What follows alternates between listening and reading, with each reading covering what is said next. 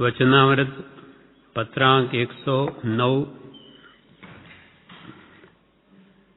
ક્રમાંક 109 છે. પત્ર કોના પર છે એનું કંઈ લખાણ નથી. કૃપાલદેવની પોતાની વિચારણા જણાય છે. એમાં કૃપાલદેવ લખે છે, આત્મા નામ માત્ર છે કે વસ્તુ સ્વરૂપ છે? આત્મા નામ માત્ર છે કે વસ્તુ સ્વરૂપ છે? આત્મા નામ માત્ર એટલે કહેવા માત્ર છે કે ખરેખર કોઈ વસ્તુ છે? આત્મા નામ માત્ર છે કે વસ્તુ સ્વરૂપ છે? કેમ કે નામ માત્ર જો હોય તો બધું જળવત જ હોય, અથવા કોઈ કાળે એનો એ પર્યાય પણ પલટાય નહીં. એટલે આત્મા નામની વસ્તુ તો છે જ. એના માટે પરમ કૃપાલ દેવ 669 પાન પર વચનામૃતમાં જણાવે છે, પાન 669, એમાં પરમ કૃપાલ દેવ ઉપદેશ નોંધમાં એમ કહ્યું, ઉપદેશ નોંધ ક્રમાંક 17, મુંબઈ, કારતક વદ 11/1956. વસ્તુતઃ બે વસ્તુઓ છે આ જગતમાં. વસ્તુતઃ એટલે વાસ્તવિક રીતે બે વસ્તુ છે. બે દ્રવ્યનું બનેલું આ વિશ્વ છે. મુખ્યત્વે એક જીવ દ્રવ્ય અને બીજું અજીવ દ્રવ્ય. આત્મા એ જીવ દ્રવ્ય છે અને ધર્માસ્તિકા આકાશ કાળ અને પૂતગલ એ અજીવ દ્રવ્ય છે. એટલે જડ ચેતનનું બનેલું આખું વિશ્વ છે. એટલે કૃપાલ કે વસ્તુતઃ બે વસ્તુઓ છે, જીવ અને અજીવ. સુવર્ણ નામ લોકોએ કલ્પિત આપ્યું, તેની ભસ્મ થઈને પેટમાં ગયું, વિષ્ટા પરિણમી ખાતર થયું, ક્ષેત્રમાં ઉગ્યું, ધાન્ય થયું, લોકોએ ખાધું, કાલાંતરે લોઢું થયું. વસ્તુતઃ એક દ્રવ્યના જુદા જુદા પર્યાયોને કલ્પના રૂપે જુદા જુદા નામ અપાયા. એક દ્રવ્યના ભિન્ન ભિન્ન પર્યાયો વડે લોક ભ્રાંતિમાં પડી ગયો. એ ભ્રાંતિએ મમતાને જન્મ આપ્યો. કૃપાલ કે જગત તો જડ ચેતનાત્મક છે. જે આપણને દેખાય છે તે બધું જ જડ રૂપી દ્રવ્ય તે પૂતગલ છે, અને પૂતગલ એ જડ દ્રવ્ય છે. અરૂપી એવો આત્મા જે આપણે ચર્મ ચક્ષુથી દેખાય નહીં, તે અનુભવ ગોચર છે. એમ જીવ તત્વ અને અજીવ તત્વ એમ મુખ્યત્વે આ બે દ્રવ્યોનું બનેલું આખું વિશ્વ છે. સુવર્ણ નામ લોકોએ કલ્પિત આપ્યું. સુવર્ણ એટલે સોનું. ખરેખર સોનું એ કોઈ દ્રવ્ય નથી, એ તો પૂતગલની પર્યાય છે. અનંત પૂતગલ પરમાણુ ભેગા થાય ત્યારે એ સુવર્ણ રૂપે આપણને દેખાય. એમ સુવર્ણ નામ લોકોએ કલ્પિત આપ્યું. કેમ તો કે સોનાની ભસ્મ થઈને, માનો કે કોઈએ ભસ્મ ખાધી સોનાની, તો તેની ભસ્મ થઈને પેટમાં ગયું, તે સોનું ભસ્મ રૂપે પેટમાં ગયું. વિષ્ટા પરિણમી ખાતર થયું, પેટમાંથી પછી વિષ્ટા થઈ, એ સુવર્ણના પૂતગલોની વિષ્ટા બની ગઈ. વિષ્ટાએ પછી ખેતરમાં પ્રવેશ કર્યો તો એને ખાતર રૂપે પરિણમી. એટલે કૃપાલ કે વિષ્ટા પરિણમી ખાતર થયું, ક્ષેત્રમાં ઉગ્યું. એ સુવર્ણ પેટમાં ગયું ભસ્મ રૂપે, ત્યાંથી વિષ્ટા રૂપે પરિણમ્યું. ખેતરમાં જઈને ખાતર થયું, ત્યાં ઉગીને ઝાડ રૂપે થયું, અને ધાન્ય થયું. ત્યાં ક્ષેત્રમાં ઉગ્યું, ધાન્ય થયું, અને લોકોએ ફરીથી ખાધું. કાલાંતરે વળી લોઢું થયું. એનું એ જ પદાર્થ આજે જે સોના રૂપે છે એ જ પૂતગલ પરમાણુ કાલે લોઢા રૂપે પણ થઈ શકે, અનાજ રૂપે થઈ શકે, આ શરીર રૂપે પણ થયા. એટલે વસ્તુતઃ દ્રવ્ય તે પૂતગલ છે. એની આ બધી પર્યાયો છે, અવસ્થાઓ છે. એટલે કૃપાલ કે સુવર્ણ નામ લોકોએ કલ્પિત આપ્યું. કે મૂળ દ્રવ્ય નથી, પણ દ્રવ્યની એક પર્યાય છે. વસ્તુતઃ એટલે ખરી રીતે તો એક દ્રવ્યના જુદા જુદા પર્યાયોને કલ્પના રૂપે જુદા જુદા નામ અપાયા. દ્રવ્ય તો પૂતગલ છે અને એના હજારો નામ જુદા જુદા રીતે અપાયા. કપડા રૂપે પૂતગલ થયા, ભોજન રૂપે થયા, લાકડા રૂપે થયા, ઈંટ પથ્થર રૂપે થયા. એમ વસ્તુતઃ એક જ દ્રવ્યના જુદા જુદા પર્યાયોને એટલે અવસ્થાઓને કલ્પના રૂપે જુદા જુદા નામ અપાયા. એક દ્રવ્યના ભિન્ન ભિન્ન પર્યાયો વડે લોક ભ્રાંતિમાં પડી ગયું છે. પૂતગલ જ દ્રવ્ય પણ એના હજારો એ આકાર છે, તેને લઈને કે છે લોકો ભ્રાંતિમાં પડી ગયા અને ભ્રાંતિએ મમતાને જન્મ આપ્યો. પછી મારાપણું થયું. આ પૂતગલ ને મેં મેળવ્યું એટલે મારું, આ ઘર મારું, આ ધન મારું, આ કપડાં મારા. એમાં આ જીવે પૂતગલ દ્રવ્ય બધું એક સરખું હોવા છતાં અનેક રૂપાંતર એના જોઈને એના પ્રત્યે આત્માને મમતા થઈ, મોહ થયો. એમ આ જીવ અનાદિકાળથી પર પદાર્થમાં અહમ ભાવ મમત ભાવ કરીને કર્મ બાંધીને રજડે છે. હવે રૂપિયા સંબંધી વાત કરે. રૂપિયા વસ્તુતઃ છે, રૂપિયા એટલે પૈસા, એ પણ ધાતુ રૂપે છે આજે, અથવા કાગળ રૂપે નોટો હોય તો રૂપિયા વસ્તુતઃ છે. છતાં લેણદાર દેણદારને મિથ્યા ઝઘડા થાય છે. લેણદારની અધીરાઈથી એને મન રૂપિયા ગયા જાણે છે. વસ્તુતઃ રૂપિયા છે, તેમજ જુદી જુદી કલ્પનાએ ભ્રમજાળ પાથરી દીધી છે.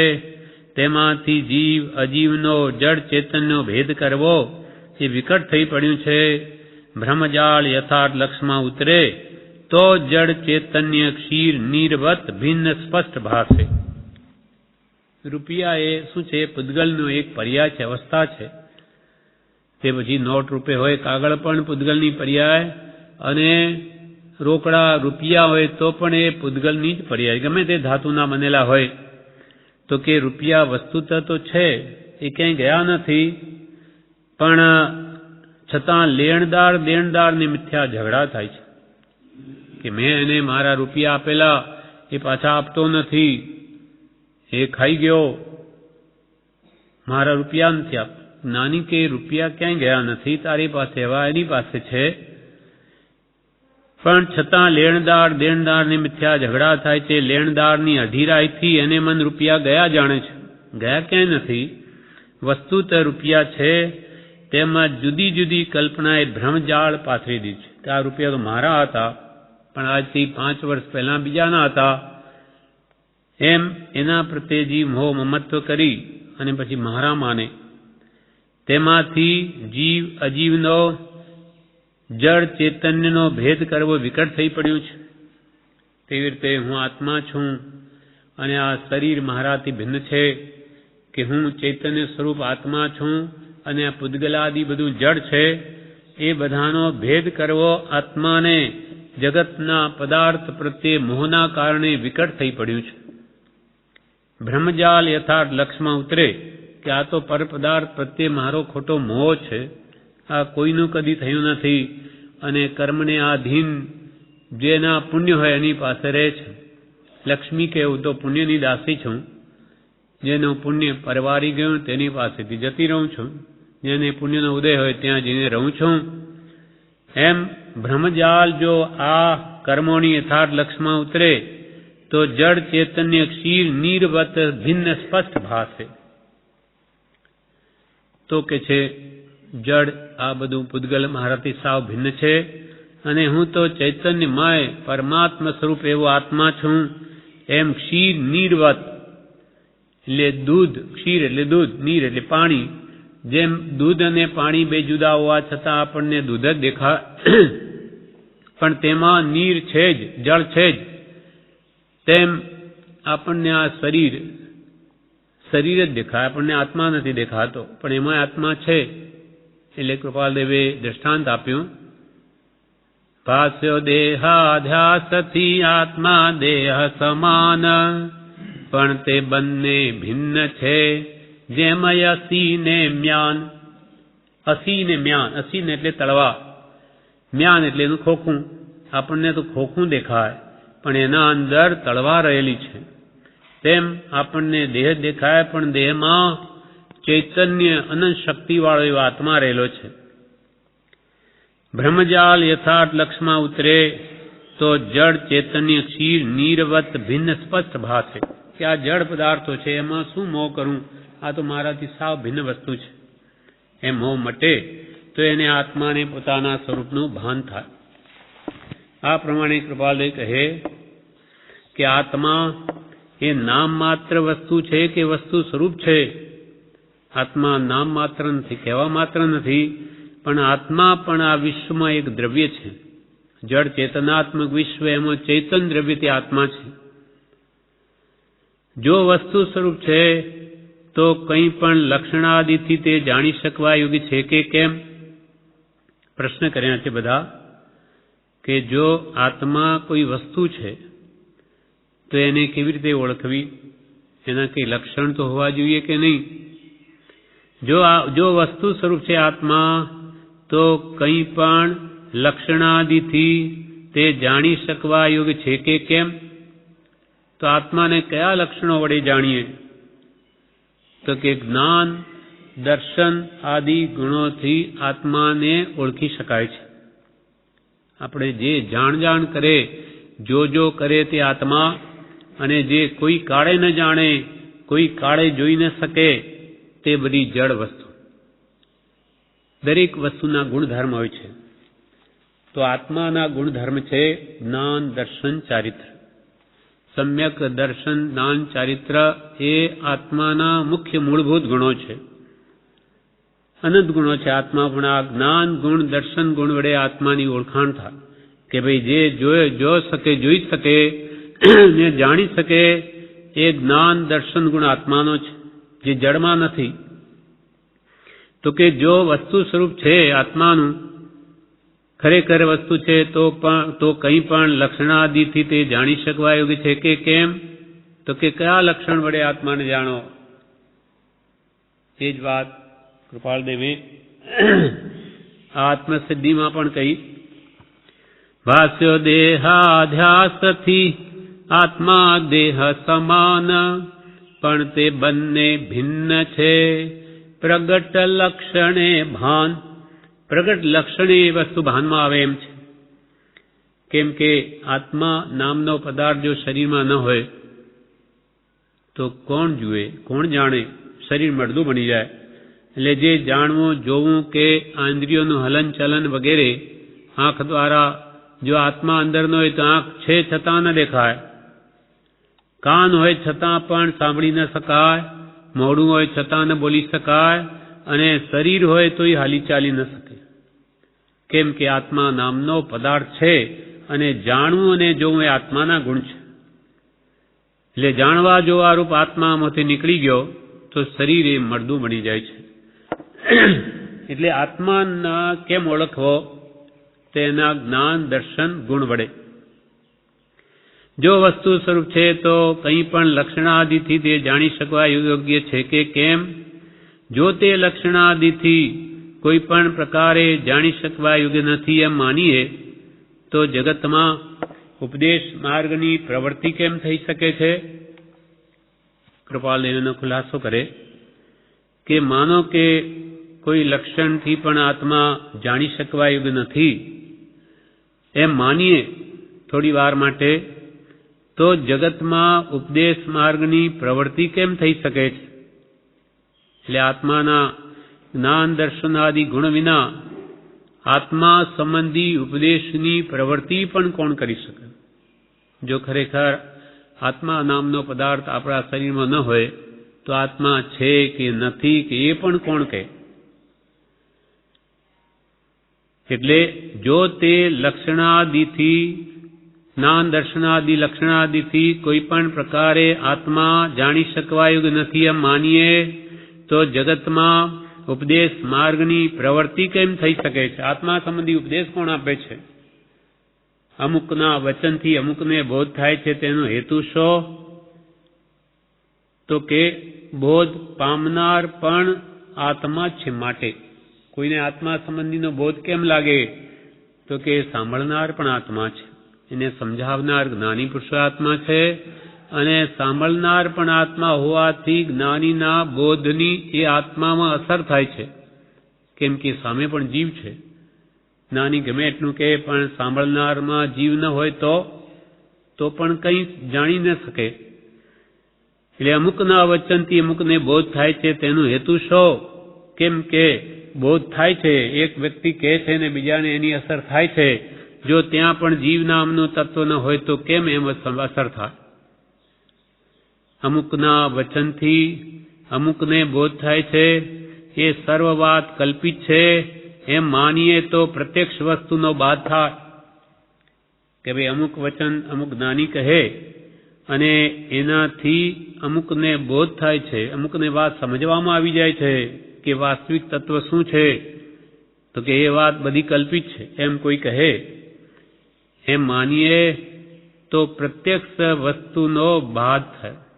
તો પછી વસ્તુ સંબંધી જ્ઞાન નો બોધ જ ન થાય. કોઈ વસ્તુ કોઈના જાણવામાં જ ન આવે, કેમ કે તે પ્રવૃત્તિ તો પ્રત્યક્ષ દેખાય છે. એટલે કોઈને કોઈનો બોધ થાય છે, વસ્તુ સમજવામાં આવે છે, તો એને એ બાબતમાં કેમ ના પાડી શકાય? કેમ કે તે પ્રવૃત્તિ પ્રત્યક્ષ દેખાય છે, કેવલ બંધ્યા પુત્રવત નથી. કેમ કે બોધ વડે જીવનમાં કોઈના જીવનમાં ફેરફાર થતો જણાય છે. સત્પુરુષનો બોધ સાંભળવાથી જીવને સંસાર પ્રત્યે વૈરાગ્ય ભાવ પણ આવે છે. સંસાર દુઃખરૂપ જણાય, મોક્ષ સુખરૂપ જણાય, જીવનમાં પલટો આવી જાય, એ તો આપણને પ્રત્યક્ષ દેખાય. તો એ આત્મા નામનો પદાર્થ છે તે કેવળ બંધ્યા પુત્રવત નથી. બંધ્યાને જેમ કોઈ પુત્ર હોય નહીં, આકાશ કુસુમવત જેમ આકાશમાં કોઈ ફૂલ હોય નહીં, તેમ બંધ્યાને પુત્ર હોય નહીં, તેવી જ રીતે આ વાત કંઈ મિથ્યા નથી, પ્રત્યક્ષ આત્મા નામનો પદાર્થ છે. એટલે જ આ બધું જાણવું, જોવું, સમજવું, હાલવું, ચાલવું બધું જ થાય છે. કોઈ પણ આત્મવેત્તાથી કોઈ પણ પ્રકારે આત્મ સ્વરૂપનો વચન દ્વારા ઉપદેશ પામવાથી જ જ્ઞાન થશે. કોઈ પણ આત્મવેત્તા, આત્માને જાણકાર એવા કોઈ પણ જ્ઞાની પુરુષ પાસેથી જ આત્મ સ્વરૂપનો કે આત્મા કેવો છે એ પદાર્થનો ઉપદેશ થઈ શકે છે. જે જાણતો હોય આત્માના અનુભવને જ્ઞાની, તે જ્ઞાની આત્માનું વાસ્તવિક સ્વરૂપ સમજાવી શકે. એના વિશે કૃપાલે 687 પાન ઉપર કે છે,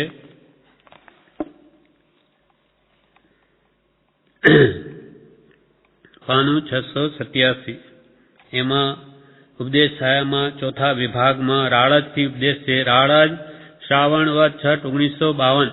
કોઈએ પ્રશ્ન કર્યો, આત્મા કોણે અનુભવ્યો કહેવાય? આત્મા કોણે અનુભવ્યો કહેવાય? ઉત્તર, તરવાર મ્યાનમાંથી કાઢવાથી જેમ જુદી માલુમ પડે છે, તેમ દેહથી આત્મા સ્પષ્ટ જુદો બતાવે છે, તેણે આત્મા અનુભવ્યો કહેવાય. જેમ મ્યાનમાંથી તલવાર બહાર કાઢીને બતાવે જુઓ આ તલવાર, તેવી રીતે જેણે આત્મા અનુભવ્યો છે તે જ્ઞાની પુરુષ આત્માના જ્ઞાન દર્શનાદિ તેના લક્ષણો વડે તે આત્માને દેહથી સાવ ભિન્ન જુદો બતાવી શકે છે.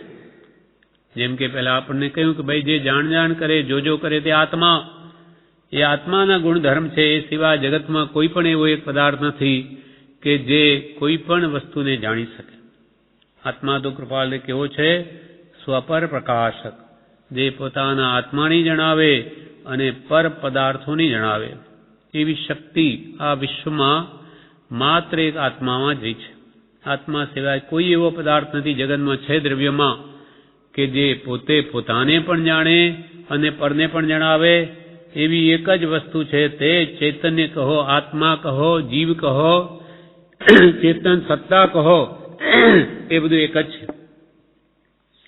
એટલે કૃપાલે અહીંયા કહે જ્ઞાની પુરુષ પોતે અનુભવે છે દેહથી ભિન્ન આત્માને, માટે એ આપણને યથાર્થ સમજાવી શકે. આત્મા કોણે અનુભવ્યો કહેવાય? પ્રશ્ન. ઉત્તર, તરવાર મ્યાનમાંથી કાઢવાથી જેમ જુદી માલુમ પડે છે તેમ દેહથી આત્મા સ્પષ્ટ જુદો બતાવે છે, તેને આત્મા અનુભવ્યો કહેવાય. બતાવે એટલે કંઈ ચોપડી આ બતાવી એમ કંઈ આત્મા ન બતાવાય કે લ્યો આ જુઓ વસ્તુ, પણ એ લક્ષ્ય કરાવે કે તમારો આત્મા જે જોજો કરે છે, હમણાં બધું જાણે છે જગતનું, એ જ્ઞાન ગુણ તો આત્માનો છે અને દર્શન ગુણ પણ આત્માનો છે. એ જળમાં નથી. જળના ગુણ તો રૂપ રસ ગંધ સ્પર્શ છે. એમ જ્ઞાનીઓ આપણને એનો લક્ષ્ય કરાવે, તેણે આત્મા અનુભવ્યો કહેવાય. દૂધ અને પાણી ભેળા છે તેવી રીતે આત્મા અને દેહ રહેલા છે. દૂધ અને પાણી ભેળા છે. આપણને દૂધ જ દેખાય. પાણી એમાં ગાયના દૂધમાં 80% પાણી હોય, પણ આપણને દેખાતું નથી. આપણને દૂધ જ દેખાય. તેમ કૃપાલ કે દૂધ અને પાણી ભેળા છે તેવી રીતે આત્મા અને દેહ રહેલા છે. દૂધ અને પાણી ક્રિયા કરવાથી જુદા પડે ત્યારે જુદા કહેવાય. જ્યારે ક્રિયા કરી ગરમ ચૂલા પર મૂકીને દૂધને ગરમા ગરમ કરતા જ જઈએ તો એ તો સુકા દૂધમાંથી પાણી બળીને ભસ્મ થઈ જાય, અથવા ભાપ રૂપે એને ગ્રહણ કરવું હોય તો પ્રોસેસથી બહાર પાણી કાઢી શકાય અને દૂધની મલાઈ બની જાય અથવા પાવડર બની જાય. એમ દૂધ અને પાણી ક્રિયા કરવાથી જુદા પડે ત્યારે બે જુદા કહેવાય. તો શું પહેલા એ વસ્તુ બે એક હતી? એક નહોતી. અંદર બી જુદા જ હતા તો જ જુદા પડી શકે. જેમ આપણું આયુષ્ય પૂરું થાય ત્યારે આપણો આત્મા દેહમાંથી નીકળી જાય, એ જુદો હતો તો નીકળે. જો ખરેખર દેહ અને આત્મા જુદા ન હોય તો કોઈ કાળે આમાંથી આત્મા જુદો થઈ શકે નહીં.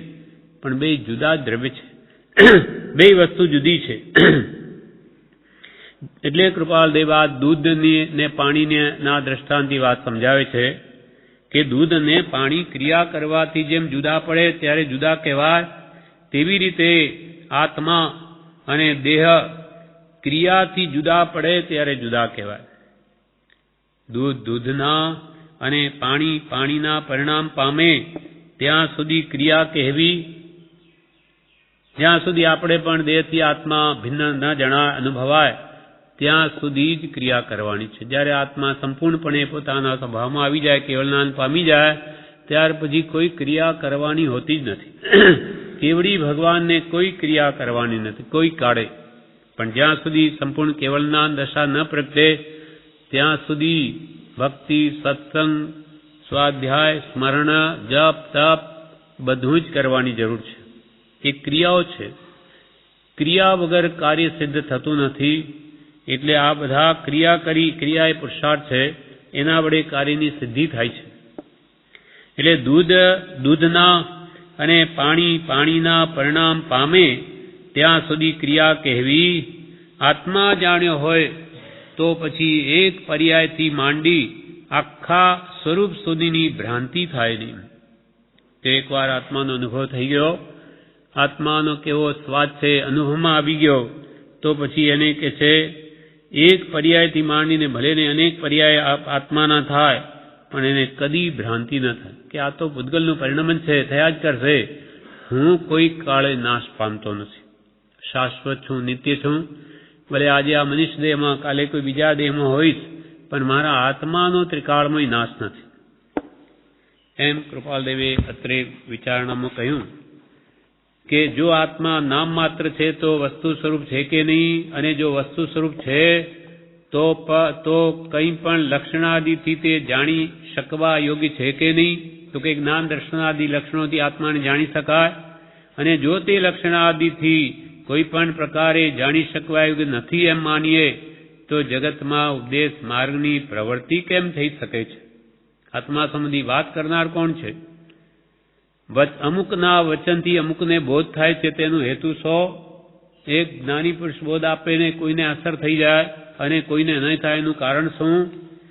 અમુકના વચનથી અમુકને બોધ થાય છે એ સર્વવાદ કલ્પિત છે એમ માનીએ તો પ્રત્યક્ષ વસ્તુનો બાદ થાય કે ભાઈ કોઈને કોઈનો બોધ લાગતો નથી એમ કોઈ કહે તો કે આ તો પ્રત્યક્ષ બાધક વાત જણાય છે. થાય છે બોધ, એકબીજાને અસર થાય છે, કેમ કે તે પ્રવૃત્તિ તો પ્રત્યક્ષ દેખાય છે, કોઈના બોધ વડે કોઈના જીવનમાં ફેરફાર થતો જણાય છે, એ વાત તો પ્રત્યક્ષ છે. તે કેવળ વંધ્યા પુત્રવત નથી. વંધ્યાની જેમ પુત્ર ન હોય તેમાં આ વાત બધી કલ્પિત નથી, સત્ય વાત છે. અર્થાત દેહથી ભિન્ન એવો આત્મા નામનો પદાર્થ આ જગતમાં છે જ, અને તે બીજો કોઈ નથી, પોતે જ છે. પોતે જ આત્મા છે, પણ અનાદિકાલના મોહવશ અજ્ઞાનવશ પોતે જ પોતાનું ભાન ભૂલી ગયો છે. જે સ્વરૂપ સમજ્યા વિના પામ્યો દુઃખ અનંત, સમજાવ્યું તે પદ નમો શ્રી સદગુરુ ભગવાન.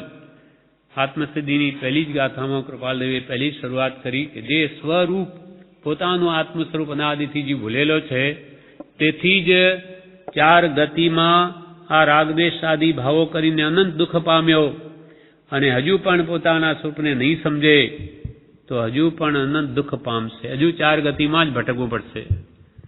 એટલે કૃપાલ કે વાત સમજી લો, અને આત્માને જે હિતરૂપ હોય આદરો, અને આત્માને બંધન કરતા હોય એ બધો ત્યાગ કરો.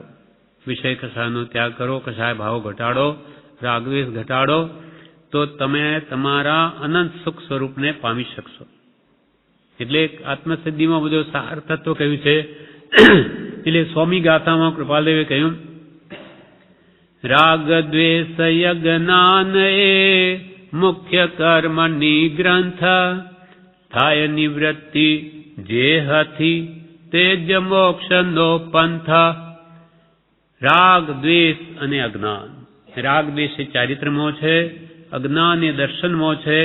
પહેલા તો દર્શનમોહ એટલે મિથ્યાત્વ જેમ જેમ મંદ થાય તેમ તેમ રાગદ્વેષ ઘટે છે, પણ મિથ્યાત્વ ગયા વિના અર્થાત દર્શનમોહ ગયા વિના રાગ દ્વેષ સર્વથા જડમૂળથી કદી નાશ થાય નહીં. એટલે કૃપાલદેવ ખાસ કહે છે, પહેલા સમ્યક દર્શન કરો. દર્શન મોહનો નાશ, ઉપશમ ક્ષયોપશમ કે ક્ષય, તેનું નામ એ ઉપશમ સમકિત કે ક્ષયોપશમ સમકિત કે ક્ષય સમકિત છે. પહેલા સમ્યક દર્શન પ્રાપ્ત કરો, અને એ થયા પછી કષાયોની કેડ ભાંગી જશે. અર્થાત એ ટકી શકે નહીં, એ મરવાના ક્રમમાં જ હોય. જેમ આપણી માણસની કેડ કરોડરજ્જુ ભાંગી ગઈ હોય તો માણસ જીવી ન શકે, ભલે દેખાય થોડા જીવતો, પણ એ મરવાના ક્રમમાં છે. તેમ જેનું મિથ્યાત્વ ગયું, સમ્યક દર્શન પ્રાપ્ત થયું, એ કાળે કરીને અવશ્ય કેવળ જ્ઞાન પામશે. ભલે વમી નાખે તો પણ અર્ધ પૂતગલ પરાર વર્તનમાં તો નિશ્ચય મુક્તિને પામશે. એમ અહીંયા કૃપાલદેવ કહે છે, કોઈ પણ આત્મવેત્તાથી કોઈ પણ પ્રકારે આત્મ સ્વરૂપનો વચન દ્વારા ઉપદેશ પામવાથી જ જ્ઞાન થશે. અપૂર્ણ છે આ પત્ર. એટલે જ્ઞાન પ્રાપ્તિ જે કરવી છે, આ આત્મા રૂપી છે તેમાં આમ કંઈ દેખાય નહીં બીજા પૂતગલ વસ્તુઓની જેમ, પણ જ્ઞાની પુરુષના જ્ઞાન દ્વારા એ વસ્તુને જાણી શકાય છે, શ્રદ્ધી શકાય છે અને અનુભવી શકાય છે. તેનું નામ જ જ્ઞાન દર્શન ચારિત્ર છે. અને આ રીતે પ્રવર્તવું તે સમ્યક દર્શન જ્ઞાન ચારિત્રાણી મોક્ષ માર્ગ. આ રત્નત્રયની આરાધના, એટલે જ્ઞાની પુરુષ જે જ્ઞાન આપે તેને સમ્યક જ્ઞાન માની તે પ્રમાણે માન્ય કરવું. ભગવાને કહ્યું કે દેહથી ભિન્ન તું આત્મા છું, તો હું આત્મા જ છું, એ માન્યતા એમ કરવી. અને હું દેહ મારો જ નથી, આત્મા મારું સ્વરૂપ છે, તો મારો આત્મા સર્વ કર્મથી કેમ મુક્ત થાય?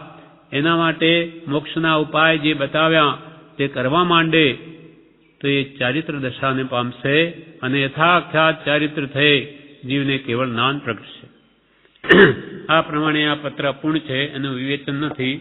હવે પત્રાંક 110, ક્રમાંક 110. કેમ કે એક બી કોઈ પત્ર કોઈ પર લખ્યો હોય એમ લાગતું નથી, કોઈ તારીખ પણ નથી અને નામ પણ નથી કોના ઉપર છે, પણ પોતાની કૃપાલદેવની વિચારણા હોય તેમ જણાય છે. જેમ 109મા પત્રમાં તો એવું જ 110મા પત્રમાં છે. એમાં કે છે, આત્મા ચક્ષુ ગોચર થઈ શકે કે કેમ?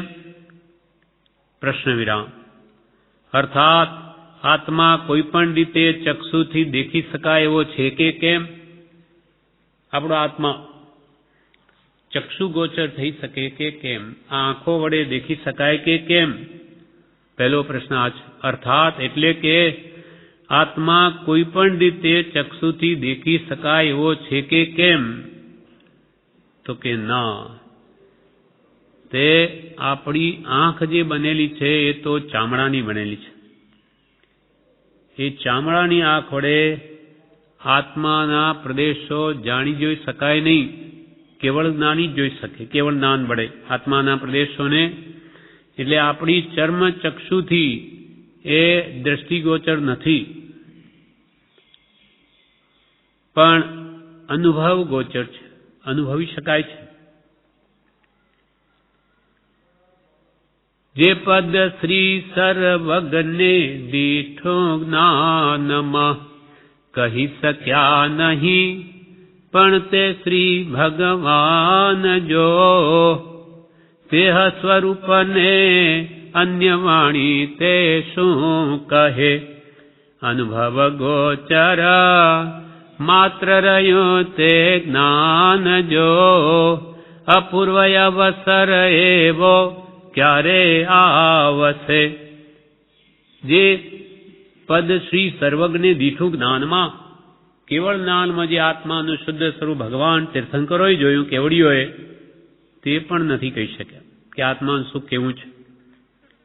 જે પદ શ્રી સર્વજ્ઞને દીઠું જ્ઞાનમાં કહી શક્યા નહીં, પણ તે શ્રી ભગવાન જો, ભગવાન પણ નહીં કહી શક્યા, તે સ્વરૂપને અન્ય વાણી તે શું કહે? આપણા જેવા પામરો તે શું કહી શકે? જ્યારે ભગવાન બી નહીં કહી શકતા આત્માનું સુખ હોય, કઈ કેવું હોય? જેમ કે આપણે ગોળ ખાઈએ છીએ કે સાકર, એનો સ્વાદ કોઈ પૂછે તો કહી શકીએ છે? ગોળ કેવો? મીઠો. અરે મીઠો કેવો? તો બહુ મીઠો. અરે બહુ મીઠો એટલે કેવો? તો કે કંઈ કહેવાય નહીં. તું ખા તો જ તું એનો અનુભવ કરી શકે, બાકી મીઠો કેટલો એની કંઈ વ્યાખ્યા ન થાય. તેમ આત્માનું સુખ અનંતું, પણ કેવું?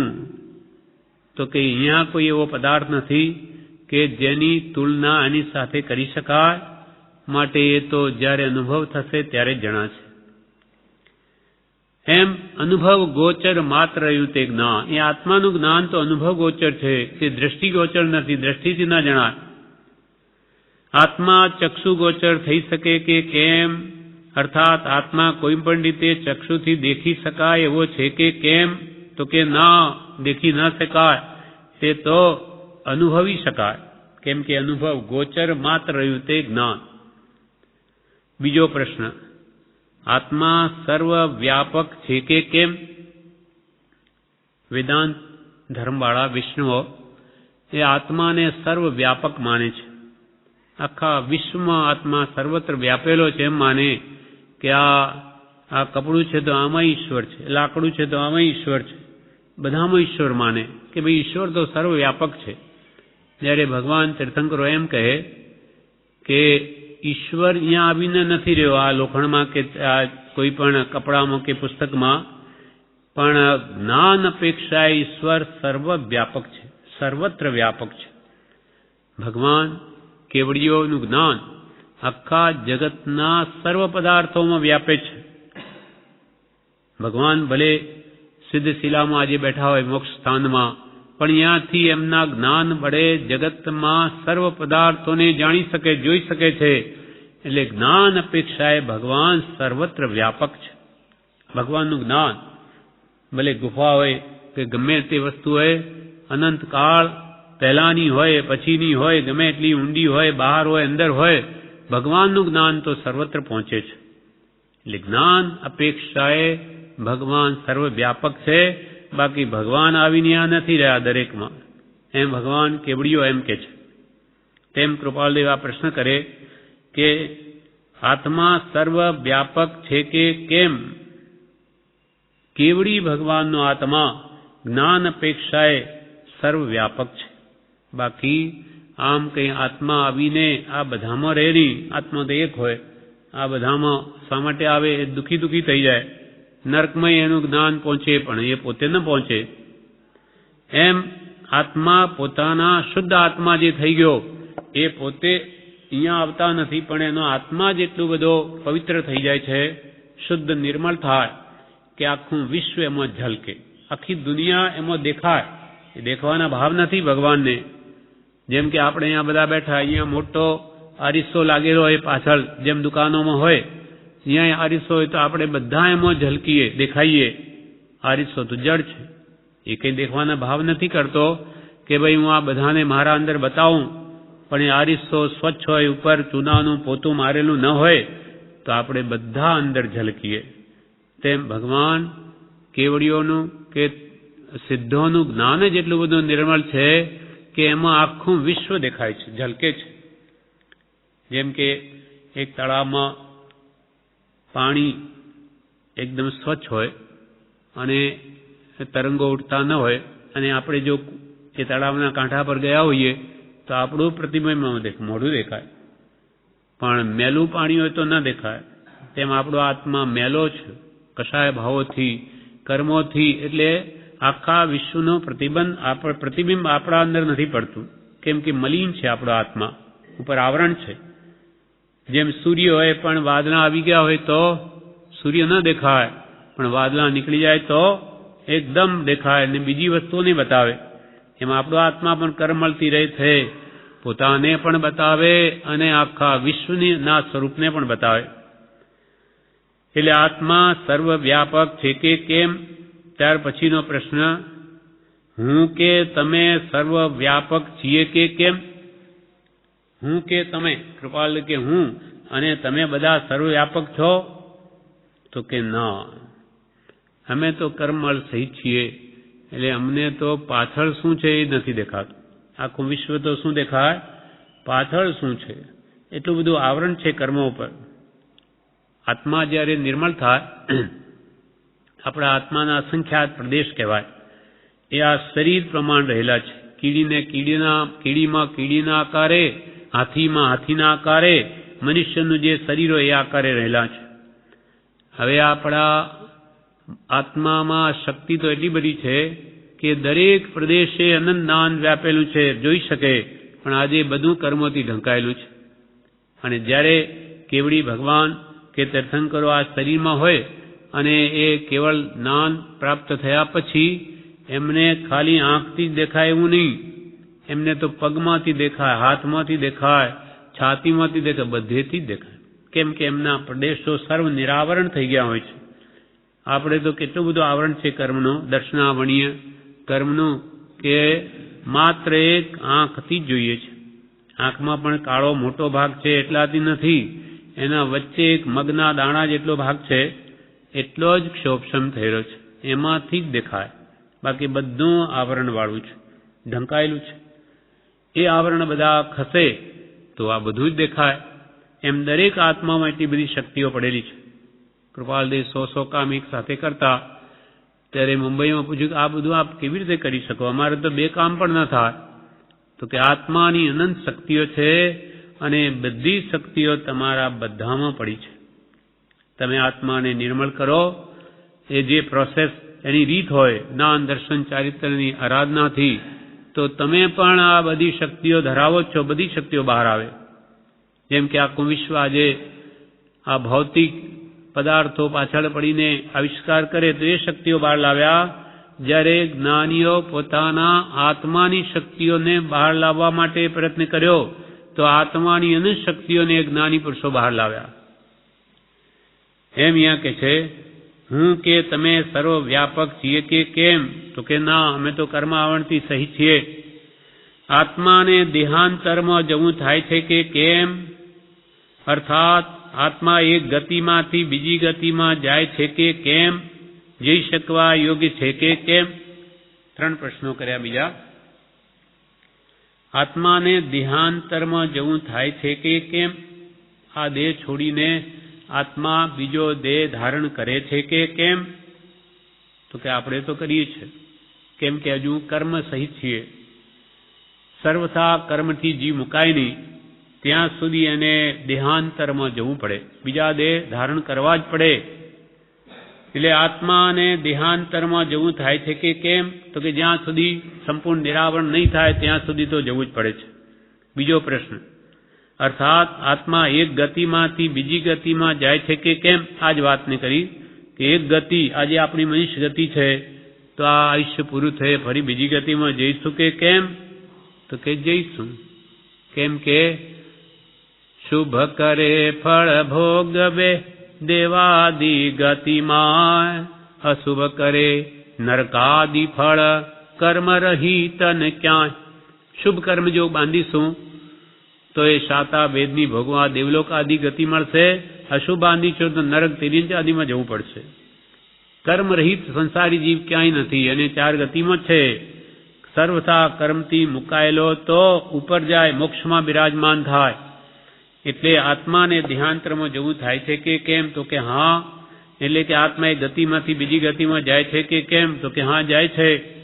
જઈ શકવાયુગ છે કે કેમ? જઈ શકવાયુગ છે કે કેમ?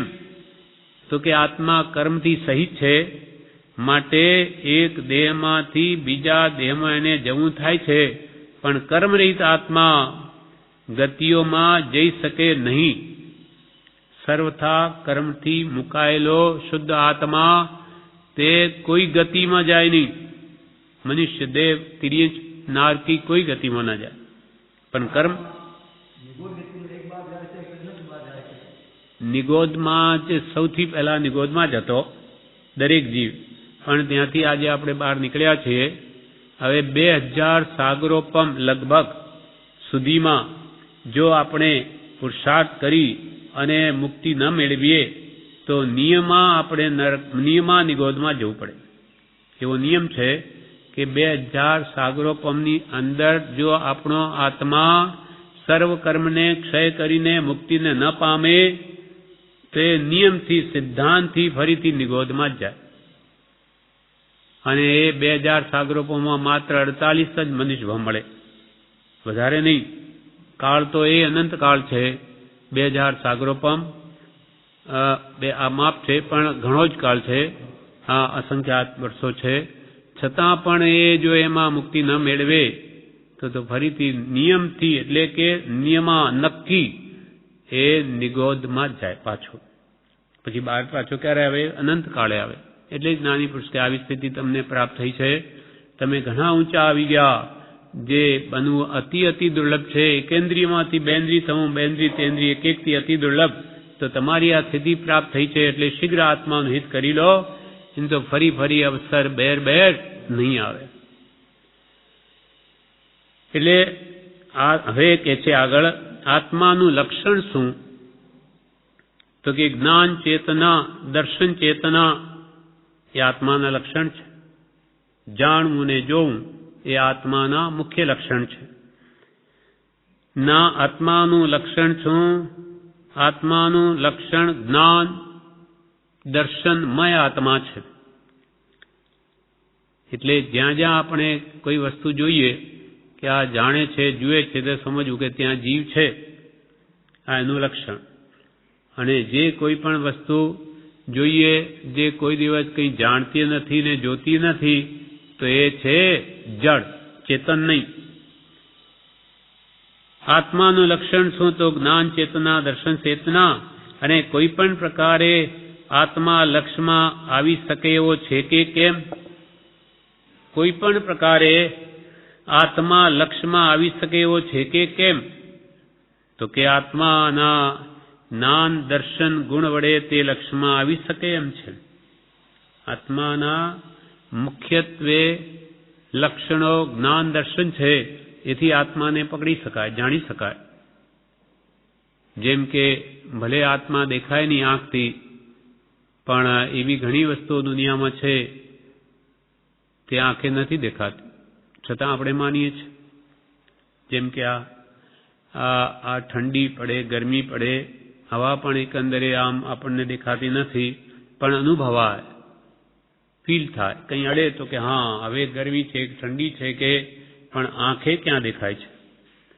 છતાં માનીએ છીએ તેમ આત્મા ભલે ને આંખે ન દેખાય, પણ એને વિચાર વડે એ જાણી શકાય કે ભાઈ જ્યાં જ્યાં જ્ઞાન ત્યાં ત્યાં આત્મા, જ્યાં જ્યાં દર્શન ત્યાં આત્મા. આત્મા સિવાય જ્ઞાન દર્શન ક્યાંય હોય નહીં. એમ વિચારથી એ આત્માને સમજી શકાય છે, જાણી શકાય છે. એટલે કૃપાલ કે શુદ્ધ બુદ્ધ ચૈતન્ય ઘન સ્વયં જ્યોતિ સુખ ધામ. બીજું કહીએ કેટલું કર વિચાર તો પામ. તું વિચાર કરે તો તને જ કે પ્રાપ્તિ થઈ શકે કે આત્મા નામનો પદાર્થ છે કે નહીં. સીધો જ ભેદ, એક મૃતક શરીર હોય ને એક જીવિત હોય, તેમાંથી શું નીકળી ગયું કે આ મળદું બની ગયું? તેમાંથી જીવ નીકળી ગયો. તો જીવ ને આત્મા બે જુદા છે. હવે પોતે જીવ છે કે આ મળદું છે એ પણ વિચારી શકે. જેમ આપણે બોલીએ છીએ કે સાંભળીએ છીએ, આત્માને તો કોણ સાંભળે, કોણ બોલે? એટલે આપણે જ આત્મા છીએ. શરીર આદિ તો અહીંયા આવ્યા પછી ગ્રહણ કર્યા, એટલે પૂતગલનું બનેલું આ શરીર છે. ખાવા પીવાથી કે આ શરીર બન્યું એટલે પૂતગલનું એ છે સંયોગ, એટલે એનો નાશ થવાનો. પણ આત્મા કોઈ કાળે સંયોગથી ઉત્પન્ન થતો નથી, એટલે એનો કોઈ કાળે નાશ પણ નથી. કોઈ સંયોગથી નહીં જેની ઉત્પત્તિ થાય, નાશન તેનો કોઈમાં તેથી નિત્ય સદાય. કોઈ સંયોગોથી આત્મા ઉત્પન્ન થઈ ન શકે, માટે એનો કોઈ કાળે નાશ પણ નથી. એ અનુત્પન્ન દ્રવ્ય છે. એટલે કોઈ પણ પ્રકારે આત્મા લક્ષમાં આવી શકે એવો છે કે કેમ? તો કે હા, જ્ઞાન દર્શન વડે લક્ષમાં આવી શકે એમ છે. સૌથી વધારે પ્રમાણિક શાસ્ત્રો કયા છે? જો આત્માને ઓળખવો હોય તો સૌથી વધારે પ્રમાણિક, જેના પર સંપૂર્ણ વિશ્વાસ રાખી શકાય એવા શાસ્ત્રો કયા? તો કે ભગવાન મહાવીરના ઉપદેશેલા શાસ્ત્ર સૌથી વધારે પ્રમાણભૂત છે. કૃપાલદેવે સર્વ ધર્મનો અભ્યાસ કરી શાસ્ત્રો વાંચીને આ નિર્ણય કર્યો કે 101% જો મોક્ષ માટે વિશ્વસનીય ગ્રંથો હોય તો એ ભગવાન મહાવીરના કહેલા છે. એમણે કેવલ જ્ઞાન વડે જાણીને જે આત્માનું કે જળનું સ્વરૂપ પ્રરૂપણ કર્યું તે સંપૂર્ણ સત્ય છે, એમ પોતે અનુભવીને કહે છે. એટલે સૌથી વધારે પ્રામાણિક શાસ્ત્રો કયા છે? તો કે ભગવાન મહાવીરના ઉપદેશેલા. કેમ એમ? તો કે કેવળ જ્ઞાની હતા. કેવળ જ્ઞાનને તો આખા વિશ્વનું બધું સ્વરૂપ દેખાય, એટલે બધું જોઈને જે નિર્ણય કરે એમાં કોઈ કાળે ભૂલ ના આવે. ભગવાન તો કેવડી હતા, એમનાથી કોઈ વસ્તુ જગતમાં એમના જ્ઞાનથી બહાર નથી. એટલે જેમ જેમ જે વસ્તુનું જે રૂપે હતું એને પણ આખું સ્યાદવાદથી એનું પ્રરૂપણ કરીને સમજાવ્યું. કેમ કે દરેક વસ્તુમાં અનંત ગુણ ધર્મ રહેલા છે, તે એક સાથે વાણીમાં આવી ન શકે, એટલે નયથી સમજાવ્યું. વાણીમાં એક જ નય આવે, એટલે નય નિક્ષેપ પ્રમાણથી અથવા સ્યાદવાદથી અથવા અનેકાંતવાદથી ભગવાને આખા જગતના જળ ચેતનાત્મક વસ્તુઓનું સ્વરૂપ વર્ણવ્યું છે. માટે ત્રિકાળ સત્ય છે, એમાં કોઈ કાળે વિરોધાભાસ ના આવે. એટલે સૌથી વધારે પ્રમાણિક શાસ્ત્રો કયા છે? તો કે ભગવાન મહાવીરના ઉપદેશેલા. અને પરમ કૃપાળુદેવ ભગવાન મહાવીરના અંતિમ શિષ્ય હતા, એટલે એમને ઉપદેશ સાંભળ્યો છે ભગવાન પાસે. તે 900 ભાવનું જ્ઞાન થવાથી બધું સ્મૃતિમાં આવી ગયું. એટલે ભગવાન એમ કહેતા હતા, તીર્થંકર એમ કહેતા હતા. એટલે ભગવાન મહાવીરની વાણી તે આપણી ભાષામાં પરમ કૃપાળુદેવે આપી છે. કેમ કે એમને જોયું છે, સાંભળ્યું છે, અનુભવ્યું છે. એટલે એ જ ઉપદેશ કૃપાળુદેવે આપણી ભાષામાં કર્યો છે. હવે એના પર શ્રદ્ધા આવી જાય તો આપણું અડધું કામ થઈ ગયું. આ પ્રમાણે આ પત્ર 110 પણ પૂરો થયો. વિશેષ આપણે આવતીકાલે લઈશું.